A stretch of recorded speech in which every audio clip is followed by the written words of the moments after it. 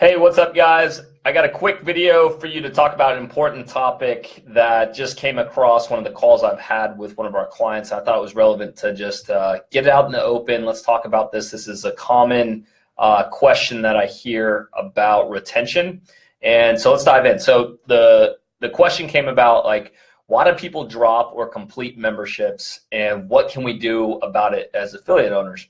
And quite honestly, there's a lot of things outside of our control, but this issue is pretty frustrating. I talk about this often, over the years where, we kind of ebb and flow in terms of trial and error as business owners, and we grow, our service hoping that people are going to appreciate it, to connect with why we're making the changes, and that's not the case. So there are certain things outside of your control, and I just want to let you guys know, we've been doing this for a long time. You have to accept that there's going to be attrition inside your gym.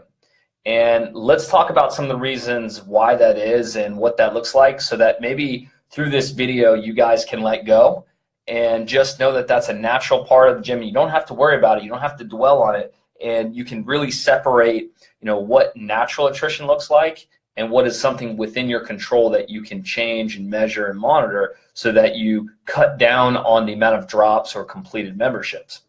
Cool? All right, so let's dive in. I think one of the first things that I notice is an actual real life event happens, right? So maybe it's a loss of job. Maybe it's a new opportunity for a job that takes them away from your specific location. So that's a real thing, and there's not much we can do about that. Maybe a family or some kind of catastrophe happens, and literally they no longer can prioritize, being a member. So just know that those things come up. People, hopefully tell the truth and, will be honest and open with you. But a lot of those situations are out of our hands, and you have to be prepared. This is why, we talk so much about lead generation and advertising in this group, because it has to fill up, this funnel that you guys have of, keeping fresh people coming in who not only love and appreciate what you do, but also have friends and family that they can refer.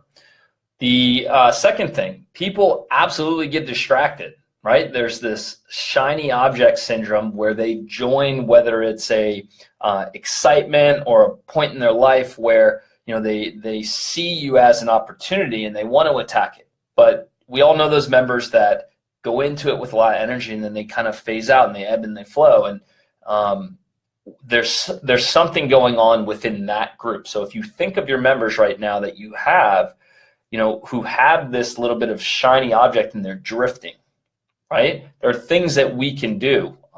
We can create video like I'm doing here. You can actively communicate with your members and try and re-engage them, teach them something, provide some kind of lesson that they can take with them. Either, a simple lesson I just recently shared was chase small goals. Try to get rid of this idea that you have to plan big, and think in terms of milestones. And that resonated with a couple people, and I actually heard around the gym, they're connecting with it. So those are the lessons that you can contribute as a coach.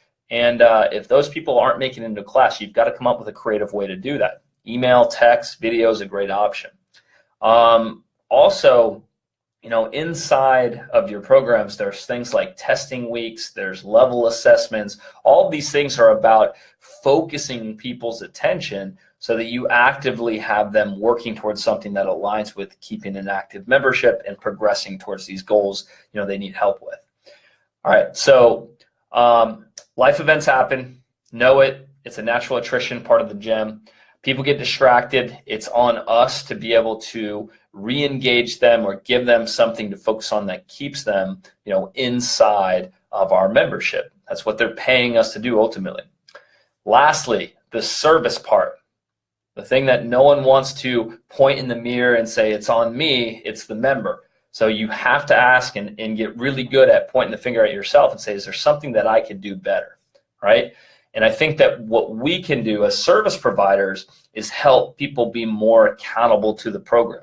There are many ways to set up automations, systems and processes in place that we actively reach out on a personal level.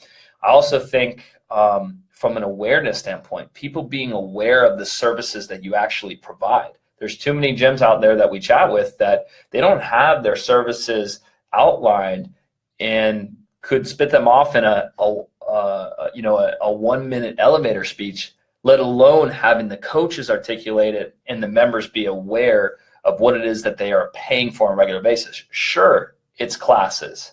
Absolutely, it may include socials and events, but is there something more to help progress those goals? I know many of you offer, some form of goals meeting. I know you offer clinics. I know you guys offer some form of nutrition.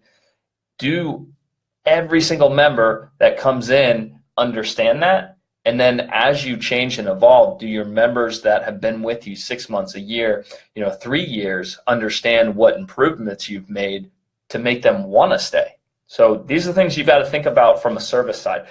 The last part is support. What kind of level of support are you offering outside of class to really encourage people through the highs and the lows? Because absolutely, they go through it. They get hit with all these life events, and it's easy to get distracted. We just want to make sure they know, we know what's going on in life and, work, and that we support them through that and can maintain. All right, so if you're interested in continuing this conversation, really learning the processes, the systems that we've developed over the years, join me for Affiliate Growth Con. It's coming up in May. I just want to continue to offer these types of videos for you. Comment in the comment section below. We'll chat about it, get a live discussion, see what's going on inside your gym. If you need help with this area, comment below. Otherwise, I'll see you at GrowthCon. If you have any questions, about the GrowthCon, throw them up there too. I'll put the link in the comment section. See you guys.